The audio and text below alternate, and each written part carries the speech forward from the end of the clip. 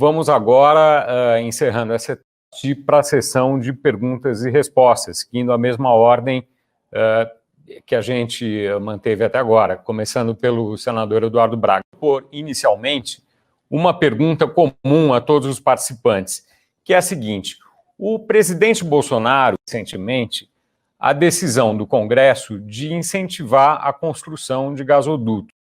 Eu pergunto, então, essa decisão foi acertada? A iniciativa privada vai ter condições de fazer sozinha os investimentos, sem nenhum tipo de incentivo? Por favor, o que o senhor pensa disso?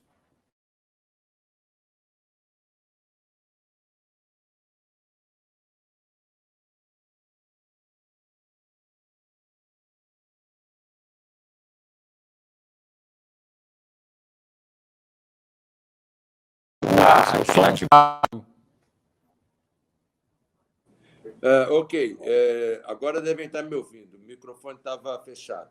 Primeiro, quero cumprimentar os nossos participantes, porque as falas vieram exatamente em cima dos três grandes pontos que estão em discussão sobre a lei do gás. A questão da demanda, que vai ancorar os investimentos da infraestrutura, a questão do artigo 7º, inciso 6º, e a questão do artigo 30. É claro que não foi inteligente vetar o Brasduto, porque o Brasduto era uma forma de você financiar a infraestrutura de gasoduto, para que nós pudéssemos estabelecer demandas locacionais ou regionais e fazer com que o ganha-ganha fosse virtuoso dentro do setor de energia. Porque você tendo a estrutura de transporte acoplada à estrutura de distribuição e tendo um mapa nacional de térmicas inflexíveis, que são térmicas de base, por exemplo, indústrias de ureia, que são basicamente consumidoras de gás natural para atender o agronegócio, além de todas as outras indústrias que usam a energia como um insumo fundamental da sua atividade econômica. É claro que seria positivo. Agora, eu gostaria de voltar aqui num ponto, porque, veja, o Brasil, e todos temos sido testemunha de que, recentemente, passamos por uma crise nos nossos reservatórios de hidrelétricas e nos reservatórios também de uso múltiplo humano. O Vinícius acompanhou isso, o Adriano acompanhou isso, e eu tenho certeza que o Carlos Cavalcante também acompanhou, Paulo, o momento de desabastecimento de água nos grandes centros urbanos, a falta no Rio São Francisco, por exemplo, de água para geração de energia elétrica e para uso múltiplo, seja humano, seja da agricultura familiar, da agricultura sustentável, etc.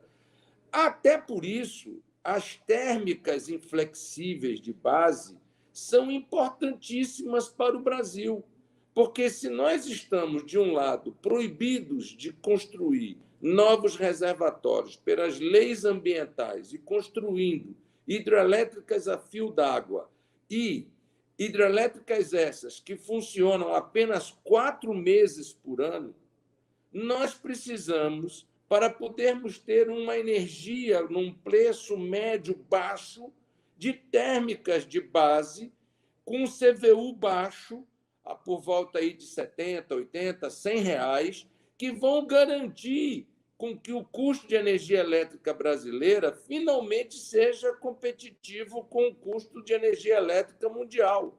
Porque hoje o nosso custo de energia elétrica não é competitivo com o custo de energia elétrica mundial.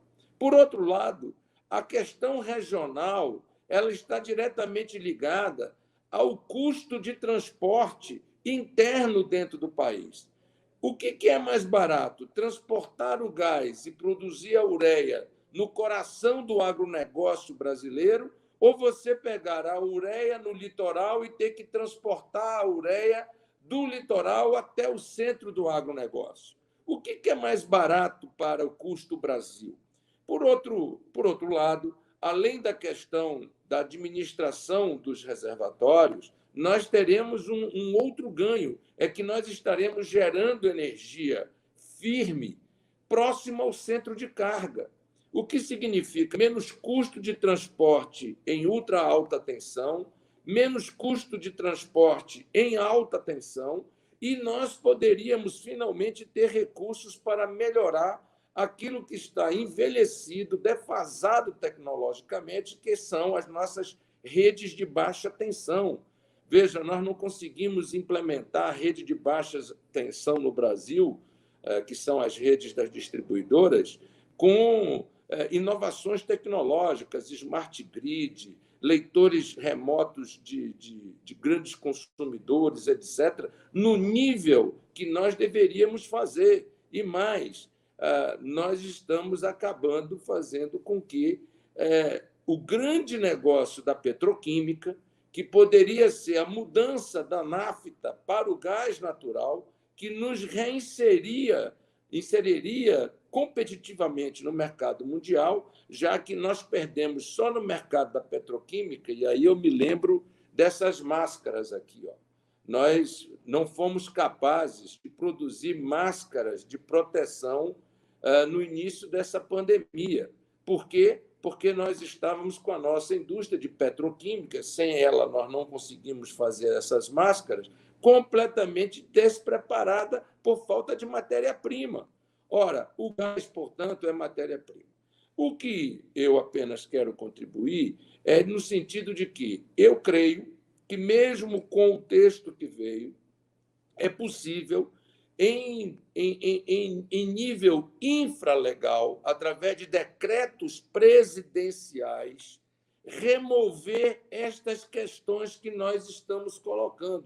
Eu concordo, há questões aqui muito pouco explicáveis entre gasoduto de interesse nacional e gasoduto de interesse regional. Me parece muito mais gasoduto de interesse do grupo A versus o gasoduto de interesse de grupo B. Ora, o interesse nacional não está relacionado ao grupo A ou ao grupo B. O interesse nacional está relacionado à melhor valia, o menor custo, a maior eficiência, a maior competitividade. Portanto, creio que nós estamos diante de 3 pontos identificados claramente por todos os participantes, e pontos esses que são sanáveis, que são solucionáveis, desde que haja vontade política do governo federal, no sentido, sim, de viabilizar, finalmente, uma matriz energética que tenha acesso a todo o Brasil. Não pode ser acesso a poucos, mas sim a todos. Eu concordo com o que o Adriano disse, o Carlos Cavalcante também disse um pouco sobre esse tema. Nós precisamos, portanto, botar novo volume de gás, seja gás nacional, seja gás importado, desde que seja competitivo, desde que ancorado de forma efetiva e competitiva do ponto de vista econômico. Não precisaremos de subsídio cruzado para isso, desde que tenhamos grandes âncoras. E a principal âncora que nós podemos ter neste momento no Brasil são as térmicas inflexíveis regionais, que vão resolver a estrutura, a espinha dorsal da infraestrutura da matriz energética. Daí para frente, tudo fica mais fácil, interligando e respeitando, obviamente, o que determina a Constituição no monopólio estadual da distribuição, porque esse é um outro ponto que, em determinado momento, foi muito discutido, mas que a lei acaba reconhecendo aquilo que a Constituição estabeleceu, de que a distribuição é um monopólio dos estados. Portanto, eu creio que, se nós fizermos esse entrosamento entre a matéria legal e a infralegal e fizermos alguns pequenos ajustes, estas 3 grandes respostas estarão dadas. E sim, concluindo, e sim, Paulo, foi um equívoco ter vetado o Brasduto. Pergunta: o senhor acha que há alguma chance de o Congresso derrubar esse veto do presidente? Não creio. Não creio por causa exatamente da circunstância que nós estamos tentando construir em torno da lei do gás. Se em torno da lei do gás nós viabilizarmos as térmicas inflexíveis regionais, se nós viabilizarmos a questão entre gasoduto de interesse nacional e gasoduto de interesse interregional, vamos dizer assim.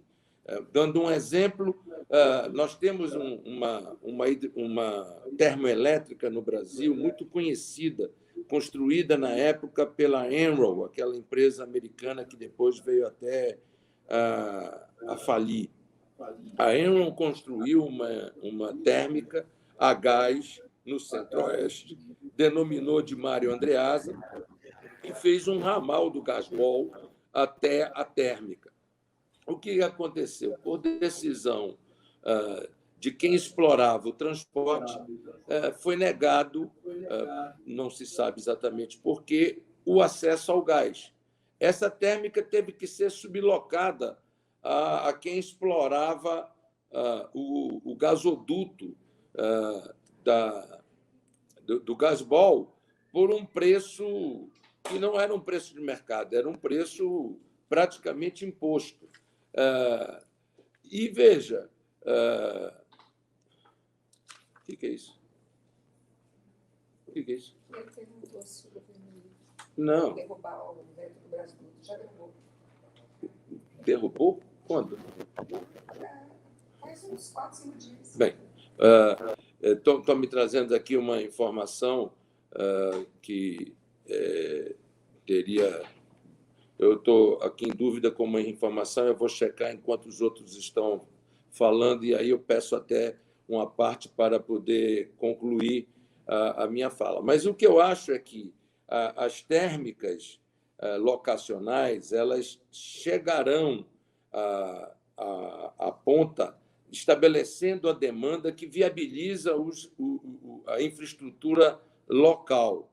E essa infraestrutura local é fundamental para dar acesso ao gás. Portanto, eu continuo achando essencial democratizar o acesso através da infraestrutura do gás e acho que tanto as térmicas inflexíveis ou as térmicas de base são importantes para viabilizar a infraestrutura, como são importantes para estabelecermos a nova matriz energética, seja para a petroquímica, seja para o agronegócio, seja para o setor têxtil, seja para os diversos setores que dependem do gás natural nesse momento para estabelecer uma nova dinâmica na economia brasileira. Portanto, esse é um ponto fundamental.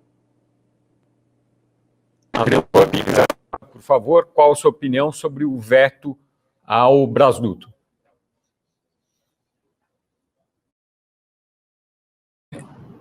Política de infraestrutura, se você quer expandir infraestrutura, você precisa de política pública. Não tem outro jeito.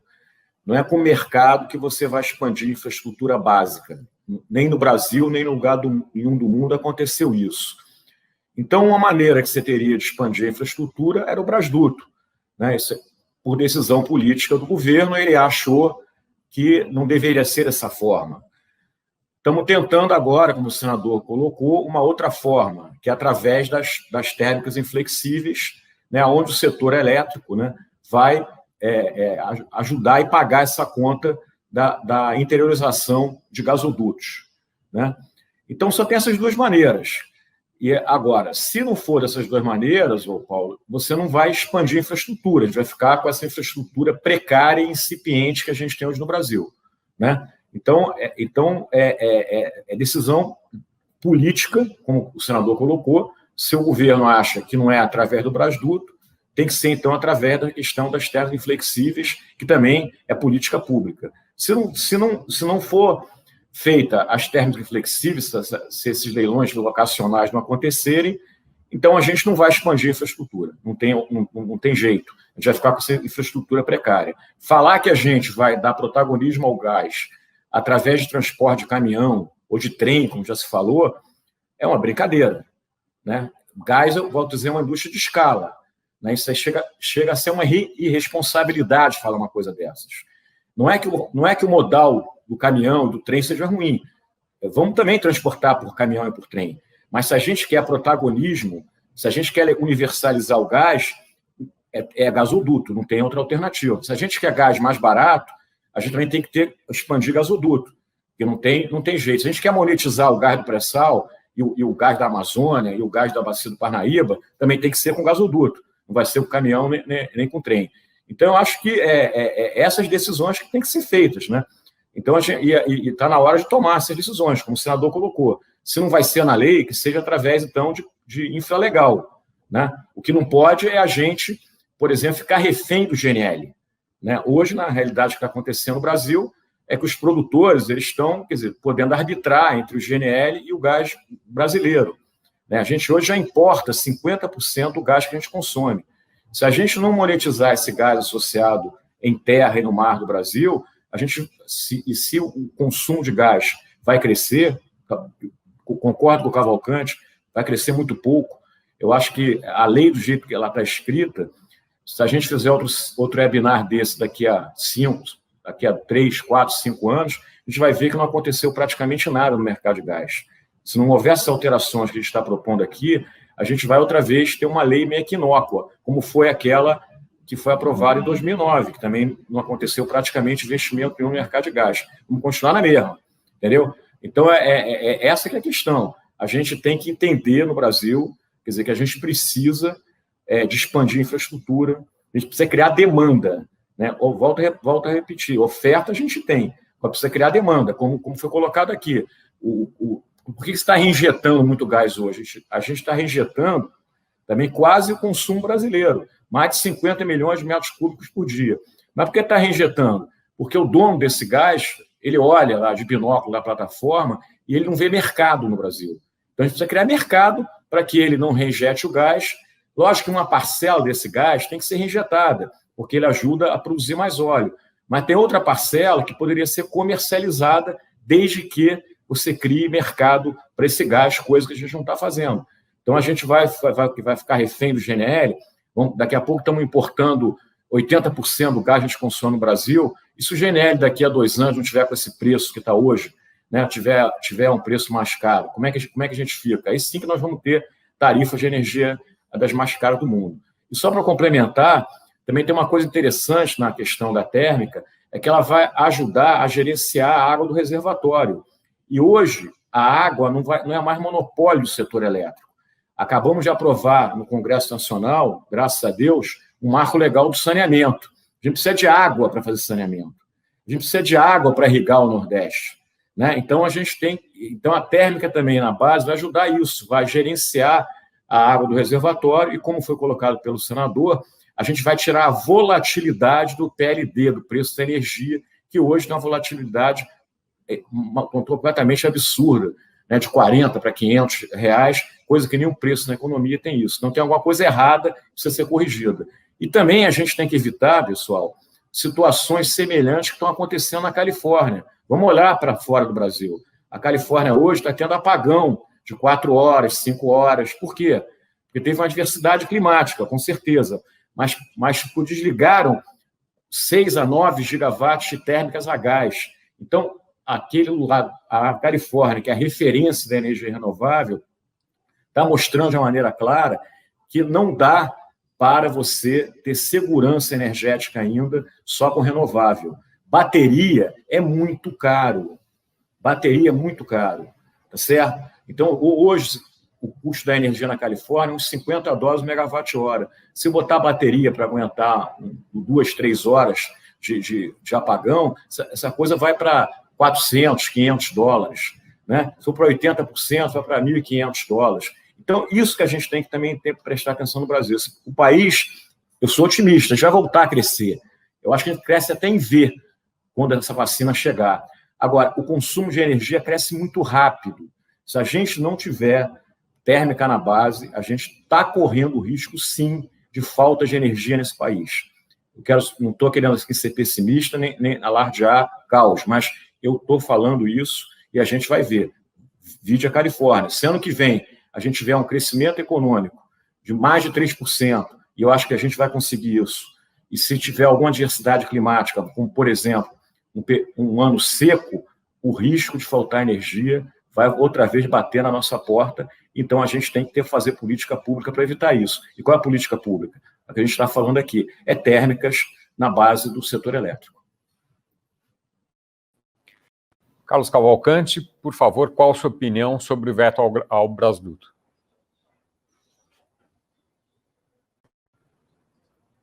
A gente precisa construir infraestrutura, a gente precisa construir gasoduto. E a pergunta que cabe aqui é: construir gasoduto para quê? Ele vai ter gás, nós vamos ter gás para transportar dentro do gasoduto? O problema não é se nós temos... a gente não começa pela infraestrutura. A gente precisa criar mercado, né? A gente vai construir gasoduto e vai continuar reinjetando o gás do pré-sal? A gente vai construir gasoduto e vai limitar a importação de GNL para manter os mesmos poucos agentes produtores, ainda o papel dominante da Petrobras e o papel predominante dos transportadores do jeito que estão? Se é para isso, não precisa construir gasoduto. Agora, se nós vamos ter políticas públicas para aumentar o consumo do gás, eu procurei na minha fala inicial colocar isso, né? Que infelizmente isso não virá das térmicas flexíveis, não virá do GNV, não virá do residencial e não virá sequer da indústria, né? A única forma de aumentar substancialmente o consumo do gás é uma política no setor energético que considere o gás como um energético fundamental para a produção de energia elétrica, não é? Que ele seja competitivo para produzir energia elétrica. E aí tem razão o senador no sentido de dizer e perguntar: o que é mais barato? É mais barato transportar o gás até o centro de consumo de uma grande empresa de fertilizante? Precisa fazer a conta, certo? Se esse gasoduto só vai servir uma única empresa, provavelmente ele não se viabiliza. Mas se ele for razoável economicamente, ele vai acontecer. E o setor privado faz isso. Portanto, não existe nenhum tipo de restrição ao financiamento de infraestrutura no Brasil. No Brasil, tem dinheiro para comprar gasoduto existente de gás, tem dinheiro para comprar empreendimento hidrelétrico para construir, tem dinheiro para comprar ferrovia. O sistema financeiro e o sistema bancário, eles absolutamente estão preparados para várias modelagens de financiamento a investidores, desde que o negócio pare de pé. O negócio para de pé, se o negócio para de pé, tem financiamento no Brasil e internacionalmente para fazer qualquer investimento de infraestrutura. Portanto, não é essa a minha preocupação. A minha preocupação é que a gente olhe para o lado da oferta e para o lado da demanda, né? E realmente reconheça que o projeto que veio da Câmara, ele é insuficiente.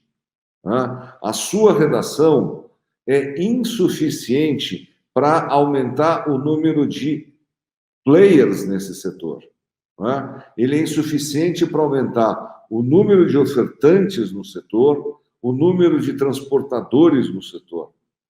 Pelo contrário, ele contém no artigo 7º e no artigo 30º alguns jabutis que limitam o investimento e que preservam privilégios, criando privilégio regulatório. privilégios comerciais, criando privilégios regulatórios. E aí, eu não tenho nem a formação, nem o expertise do senador Eduardo Braga e do Vinícius Carvalho para entender se alterações posteriores infralegais corrigem ou não os problemas do projeto que está em apreciação no Senado. Mas, como investidor, eu poderia dizer que, obviamente, que a segurança jurídica seria muito melhor se o projeto fosse alterado no Senado e que a lei fosse uma lei descomplicada, que não tivesse condicionantes posteriores. Não é? Se nós já demoramos tantos anos, nós poderemos demorar mais 2, 3, 4 meses para concluir a votação no Senado e o projeto voltar à Câmara para poder ser votado. Quer dizer, eu acho que é ruim a gente, como sinal econômico, não é? A gente não alterar o projeto no Senado, esperar por políticas e por decisões infralegais, porque isso vai ser um sinal muito ruim ao mercado, e aí vai acontecer o quadro que Adriano falou. Daqui a 3 ou 4 anos, nós vamos repetir esse webinar, não é? E nós vamos estar falando as mesmas questões. Vinícius Marques de Carvalho, qual a sua opinião sobre o veto ao Brasduto? Enfim, as razões de veto do Brasduto, elas vão desde as razões típicas que o senador Eduardo Braga conhece bem. Toda hora que se veta um projeto de lei, sempre se coloca ali um argumento de vício de iniciativa, né, senador? Isso... Quando a gente está no Poder Executivo, a gente gosta. Quando a gente está no Congresso, a gente não gosta tanto, porque limita a nossa capacidade, obviamente, de construir políticas, e não tem como você construir políticas sem você mexer nos arranjos administrativos institucionais, né? É impossível, né? Senão você fica fazendo carta de princípio. E tem uma questão que eu acho que está no fundo disso aqui, que o Senado vai ter uma oportunidade de discutir, que era a visão de que o Brasduto ele se colocava como um contraponto ao novo modelo do mercado de gás. Né? Eu não sei exatamente por que há essa incompatibilidade, né? A não ser que você leia o modelo do novo mercado de gás do seguinte modo, que eu vou ler agora e eu gostaria de entender que ele não é isso. Que você lê o modelo dizendo o seguinte: olha, nós vamos ter um mercado de gás no Brasil para poucos. Um mercado de gás para aquelas indústrias que têm uma vantagem enorme de acessar aquele mercado de gás, de acessar aquele gás a um preço, obviamente, mais barato do que a média dos consumidores ou dos usuários de uma maneira geral.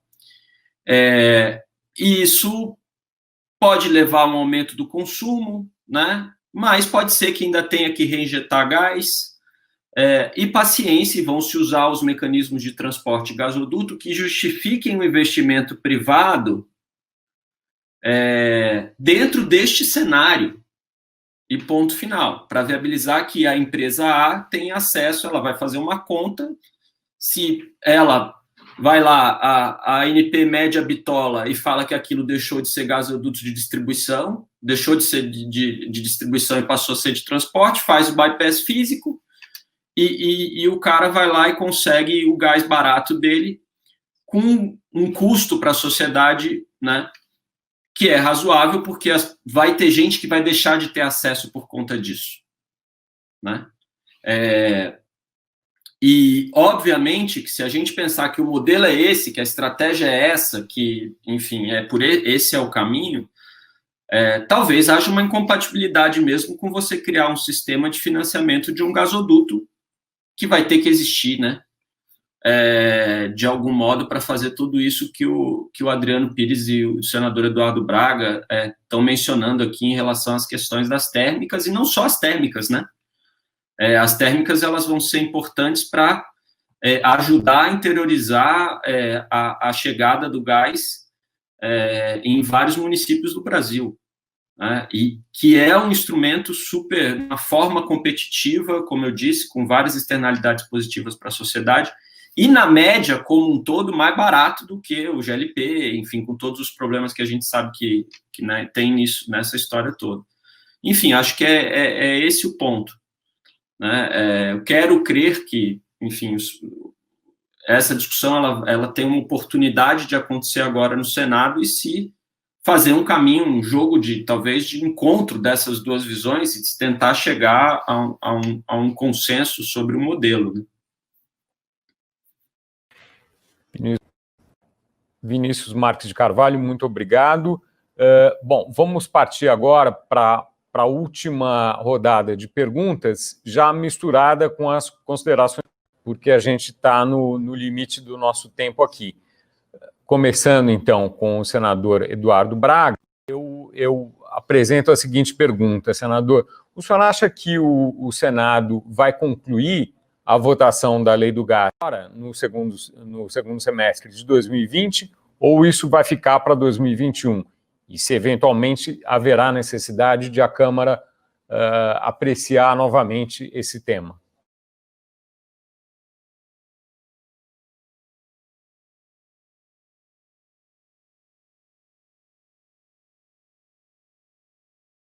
Senador, está na mute.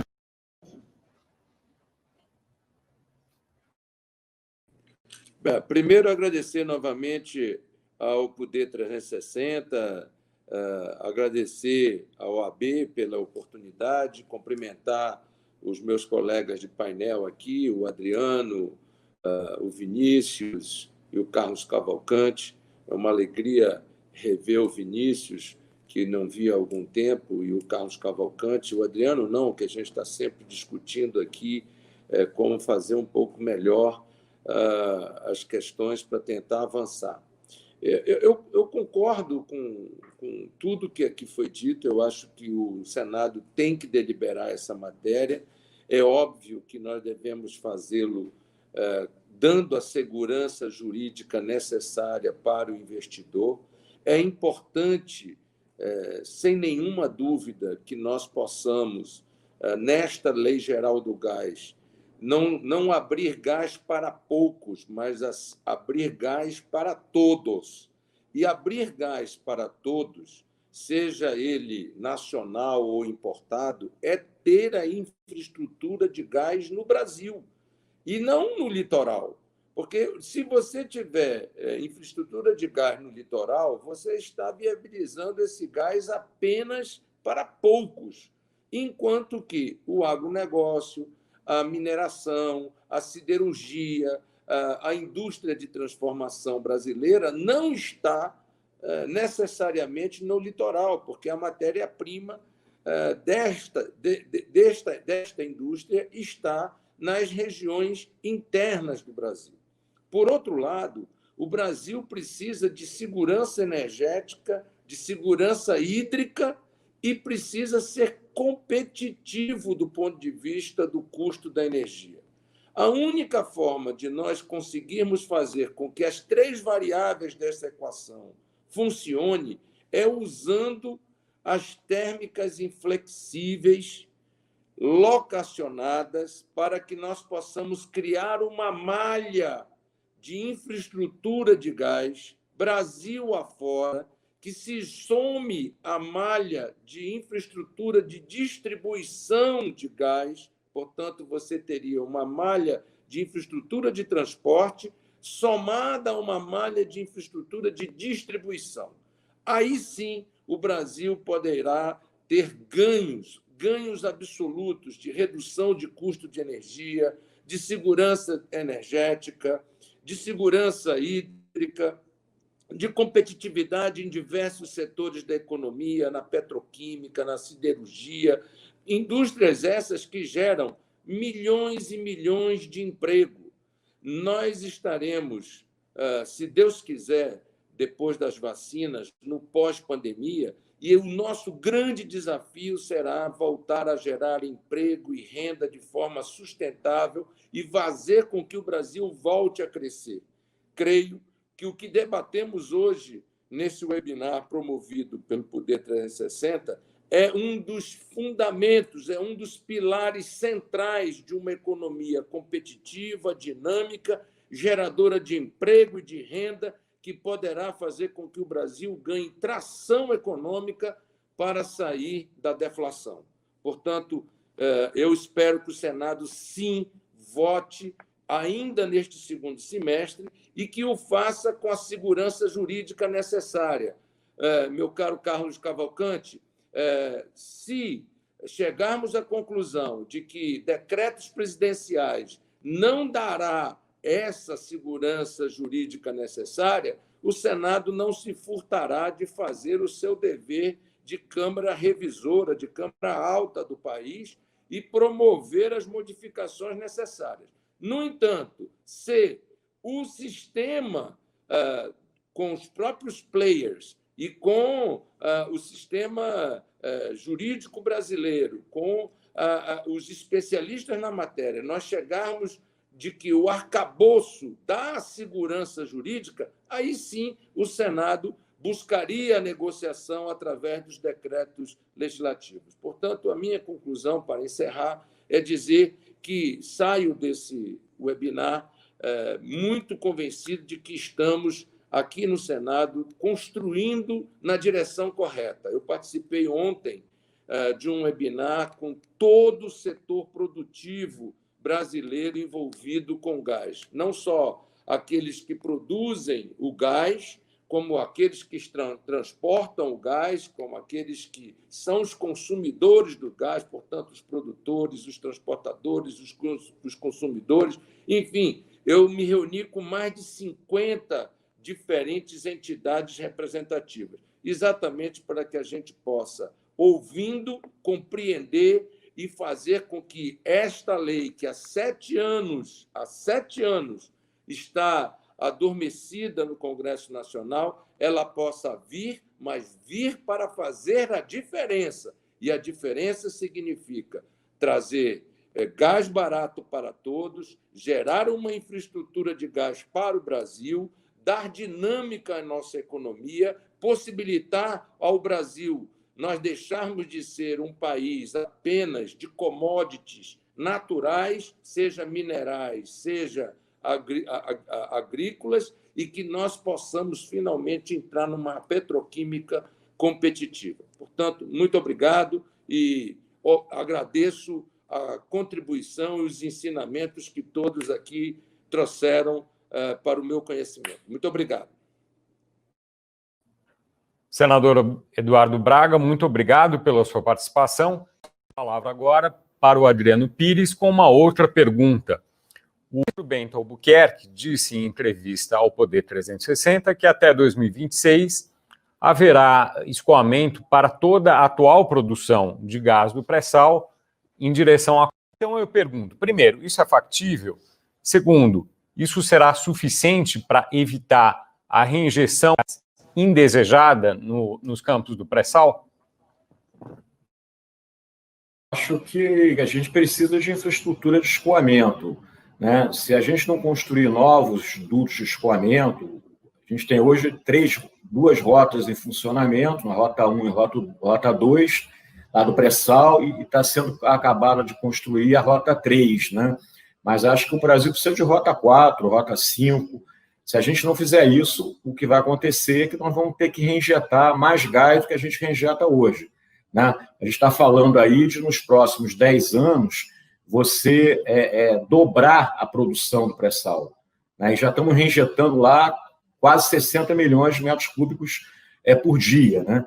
Então, eu acho que a gente precisa de investimento, Paulo, em toda a infraestrutura do gás. É no duto de escoamento, é nas UPGNs, né, unidades de processamento de gás, é em duto de transporte e em duto de distribuição. A infraestrutura brasileira é muito incipiente. A gente já falamos aqui bastante no webinar de hoje. A gente precisa, sim. E eu queria também complementar colocando que gás leva desenvolvimento regional. Não é só a indústria, né? Na hora que você chega numa térmica, lá em Belo Horizonte, ou em Brasília, ou em Goiânia, onde for, ali você vai começar a ter consumo de gás no automóvel, no GNV, você vai ter consumo de gás no comércio, consumo de gás na residência, né? Então eu acho que o brasileiro vai poder escolher mais qual é a forma de energia que melhor atende ele. Porque tudo isso que a gente está falando aqui é o quê? Para beneficiar o consumidor. A nossa preocupação aqui é com o consumidor. Quando a gente está falando de térmica, estamos preocupados com o consumidor. Quando a gente está falando de mudar o artigo 7, estamos preocupados com o consumidor. Quando nós falamos do artigo 30, estamos preocupados com o consumidor. Por quê? Porque essas alterações vão trazer mais volume de gás, o gás vai ficar mais barato e mais brasileiros vão ter acesso a isso. A gente não pode, no Brasil, né, ter uma lei que eleja 2 ou 3 privilegiados, né? Acabou essa fase do Brasil, né? A gente viu que um ponto importantíssimo na lei do saneamento é o quê? É universalizar o saneamento para todos os brasileiros. E o gás é a mesma coisa. O Brasil hoje, 98% da população já tem acesso à energia elétrica. Então, o gás é um pouco a energia elétrica há 40, 30 anos atrás. Então, nós temos uma estrada pela frente e a gente não pode abrir mão disso, né? Eu acho que todas essas alterações que a gente aqui conversou vão na direção, volto a dizer, daquela mensagem que é até o título do webinar promovido pelo Poder 360. É gás para todos e não para poucos. Então, acho que todo mundo que vai votar essa lei no Senado tem que ter isso na cabeça, principalmente os estados que não têm gás. Acho que os senadores dos estados que não têm gás, eles têm um compromisso com seus eleitores, né? De levar uma melhor qualidade de vida, de levar essa energia, que é a energia da transição, para uma matriz limpa. Então, o Brasil vai deixar, não vai seguir os passos de outros países. Aqui no Brasil, o gás não vai ter protagonismo, nem vai ser energia de transição. Eu acho que nós temos o dever de não deixar que isso aconteça, né? A gente já está aqui, o Cavalcante, o senador, o Vinícius, há 15 anos, há 20 anos, o gás é 13% da matriz energética brasileira. Ele não consegue sair desse... E agora a gente tem todas as chances de fazer isso. Vão perder mais uma oportunidade? Vão fazer uma lei para beneficiar 3 ou 4? Não, é gás para todos e não gás para pouco. Muito obrigado. Eu passo a palavra agora ao Carlos Cavalcante para as considerações finais e apresento a mesma pergunta que foi feita ao Adriano Pires. A avaliação, a perspectiva de escoamento para a costa, ela é factível e favorece? O BNDES publicou um estudo que deixa muito claro que a estrutura de escoamento de gás do pré-sal estará esgotada. Eu falei isso na minha fala inicial. Ela estará saturada em 2025, 2026. Né? A EPE reconhece isso. E com o aumento da produção, nós vamos precisar, como disse o Adriano, de mais infraestrutura. Agora, a questão vai ter gás lá no pré-sal para vir para o território brasileiro ou ele vai voltar para dentro do poço? Porque não tem sentido a infraestrutura se nós não vamos construir gasoduto para estocar gás. Nós precisamos construir gasoduto para transportar gás, para usar o gás. E esse é o sinal econômico que é preciso ser dado no desenho da matriz energética brasileira e no desenho da política industrial brasileira. Está correto, Adriano, dizer que nós temos que pensar no mercado residencial, a população tem direito ao gás natural, o gás natural é mais seguro do que o GLP transportado em botijão, e nós temos que olhar para todos os mercados onde o gás é possível atender demandas da sociedade e ter políticas públicas para isso. Então, o que vai ser necessário mais infraestrutura, isso é sabido, porém é preciso haver maior política pública para estimular o consumo do gás, porque senão nós não podemos ficar lamentando que o produtor reinjeta gás. Primeiro que é bom para ele, aumenta a produção do petróleo, que é a coisa mais importante de um campo produtor, de gás, onde o gás seja associado à produção de petróleo. É quase uma chatice para ele ter que lidar com a questão do gás, ele preferiria que só houvesse petróleo no campo. O gás é um estorvo, precisa participar de toda uma outra discussão, todo um outro problema de soluções de engenharia.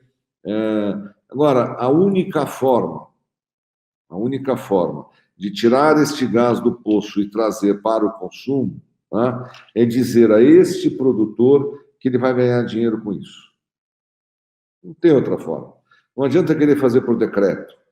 Não adianta querer fazer... Tem que dizer para ele, você vai ganhar dinheiro com isso, por quê? Porque você vai vender. Agora, para você vender, nós precisamos ter aonde consumir.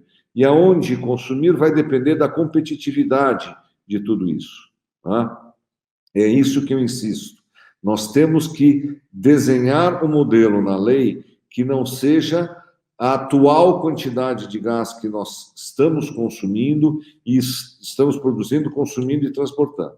Tá? Nós precisamos ampliar este mercado e nós não podemos limitar nem com a ausência de planejamento energético para utilizar o gás como combustível de transição, como energético de transição, e sequer limitar o investimento e a abertura de concorrência que estão implícitas no artigo 7º e no artigo 30º. Esse é o recado que eu quero deixar aqui. E agradecer muito a todos vocês do Poder 360 pela excelente oportunidade de fazer esse seminário e cumprimentar o senador Eduardo Braga, o Adriano e o Vinícius, porque realmente é um debate de altíssimo nível e com muita informação que todos nós vamos aproveitar nos próximos meses. Obrigado. Obrigado ao Carlos Cavalcante, vice-presidente da Fiesp. Eu passo a palavra ao professor Vinícius Marques de Carvalho para as considerações finais e a resposta a uma pergunta. Eu proponho uma pergunta um pouco diferente da que foi dirigida aos dois participantes anteriores. Na sua avaliação, seria do conflito federativo que foi mencionado aqui, quer dizer, cria-se um monopólio estadual na distribuição do gás e cria-se, com a lei, uma figura diferente que não é da distribuição, é da comercialização. Isso pode ser resolvido no texto da lei atual ou seria necessária uma emenda constitucional para alterar isso? Obrigado, Paulo. Ainda bem que você mudou um pouquinho a pergunta, porque eu não sou engenheiro, né? Quando o Adriano começa a falar essas coisas da reinjeção do gás, de quantos metros cúbicos e quanto que precisa, eu falo... às vezes eu me meto a besta de falar sobre economia, mas sobre engenharia eu ainda não cheguei nesse ponto, não.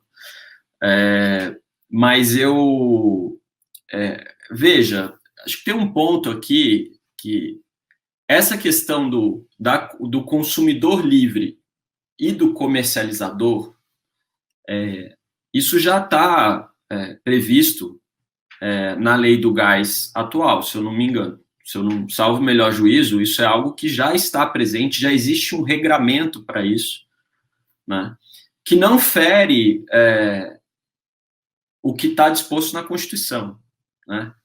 Então, a questão aqui, que eu acho que é importante, por que isso se tornou um conflito federativo? Se tornou um conflito federativo porque, num caso concreto, né, foi o caso concreto que gerou a discussão no Supremo, num caso concreto que também gerou uma discussão no CAD, se tentou fazer um sistema chamado de bypass físico, uma infraestrutura separada da infraestrutura de distribuição de gás canalizado. E aí, se você pensar a distribuição como a oferta do serviço de gás para a indústria, o comércio, as residências, como uma competência do Estado, não é exatamente um monopólio do Estado, é uma competência do Estado a gestão desse serviço público. Ele pode prestar diretamente ou ele pode fazer via concessão, como por exemplo, aqui no caso do meu estado, em São Paulo. Né?